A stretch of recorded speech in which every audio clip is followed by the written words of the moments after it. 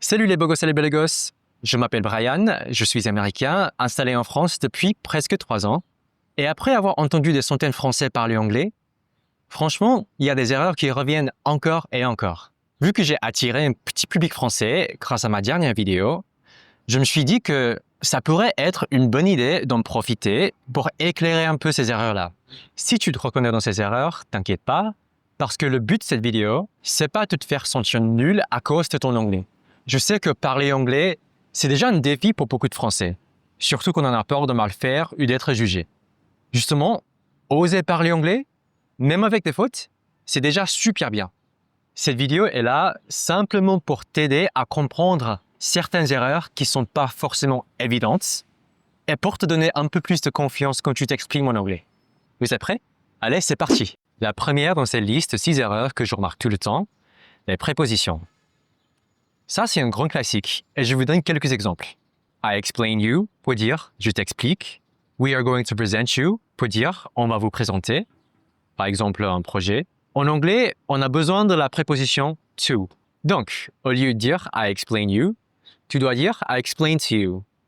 Et au lieu de dire we are going to present you, il faut dire we are going to present to you. Hi there, squirrel. Un autre exemple, la préposition during. Ce mot, il est souvent mal utilisé par des francophones en anglais parce qu'un francophone dirait probablement during 2 years pour exprimer pendant 2 ans. Mais c'est pas correct.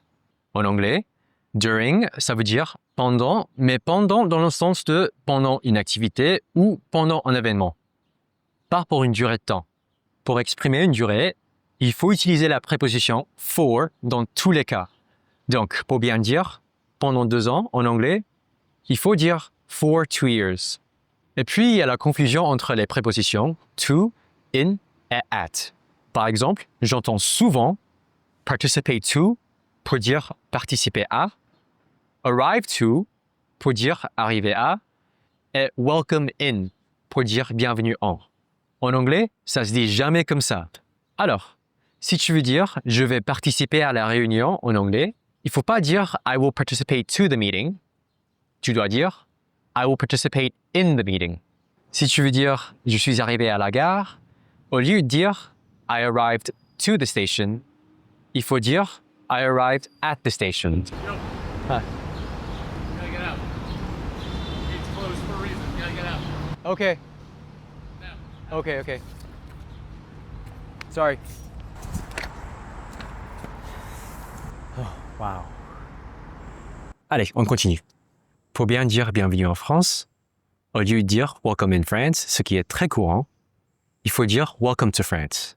Dans tous les cas, si tu veux souhaiter la bienvenue à quelqu'un dans un endroit, le mot welcome est toujours suivi par la préposition to. Donc, on dirait welcome to Paris, welcome to France, welcome to my home, etc. Deuxième erreur, a French peut dire un français. En anglais, le mot French est un adjectif et pas un nom. Donc, pour dire en tant que français, on ne dit pas as a French, on dit plutôt as a French person, comme une personne française. Alors, je t'avoue que c'est pas très clair parce qu'on peut utiliser certaines nationalités comme nom, par exemple, an American, a Russian, a German, etc. Mais ce sont des nationalités qui se terminent par les lettres AN, avec d'autres nationalités comme a French, Swiss, Polish, Chinese. Ce n'est pas possible. C'est comme ça. On ne peut pas dire a French. On est obligé de dire a French person. Troisième erreur. Fulfill a form peut dire remplir un formulaire. Pendant mes stages en français en Belgique, j'ai souvent entendu le mot fulfill utilisé dans ce sens par des francophones quand on y parlait anglais. Et je ne sais pas d'où ça vient, mais l'expression fulfill a form, ça n'existe pas du tout en anglais. Dans la plupart des cas, le mot fulfill, ça veut dire satisfaire, accomplir ou réaliser.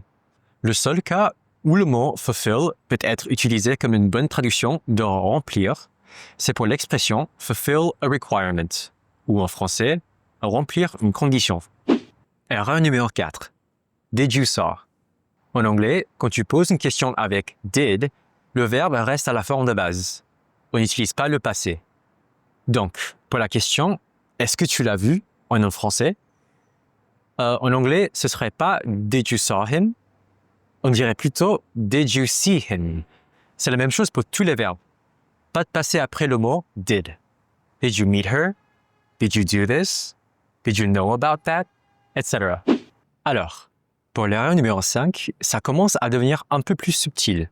Quand on parle d'une activité qu'on a faite avec une seule autre personne, en français, c'est très courant de dire des phrases comme « On est allé à Paris avec ma femme »,« On a pris une café avec Lucie »,« Avec Jérémy, on a regardé un film ». Mais si tu traduis ça littéralement en anglais, ce que font beaucoup de francophones, ça donne « We went to Paris with my wife »,« We had a coffee with Lucy »,« We watched a movie with Jeremy ». Ces phrases elles-mêmes, elles sont pas forcément fausses, mais si tu commences par le mot « we », ça donne l'impression qu'il y avait déjà au moins 2 personnes avant d'ajouter l'autre.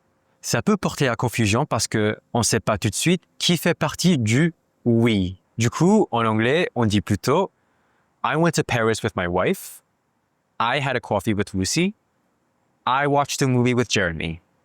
C'est beaucoup plus clair comme ça. Pour terminer, on a erreur numéro 6, la question ou interrogation indirecte. Et je vous donne quelques exemples de cette erreur. Do you know where is the restaurant? They want to know how much is it. I don't know what does she want. He asked me when can we meet. En anglais, quand tu poses une question indirecte, il ne faut pas inverser le sujet et le verbe. La structure reste comme dans une phrase affirmative ou comme dans une phrase normale. Donc la bonne façon de dire ces phrases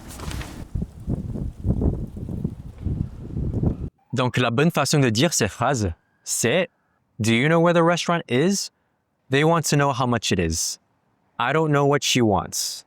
He asked me when we could meet. Voilà, je vous ai présenté 6 erreurs récurrentes que font les francophones en anglais. Si je me souviens plus d'erreurs comme ça, je ferai en sorte de les partager dans une prochaine vidéo. Si cette vidéo t'a été utile, n'hésite pas à la liker et à t'abonner. J'aimerais aussi savoir ce que vous en pensez, donc n'hésitez pas à laisser un petit commentaire.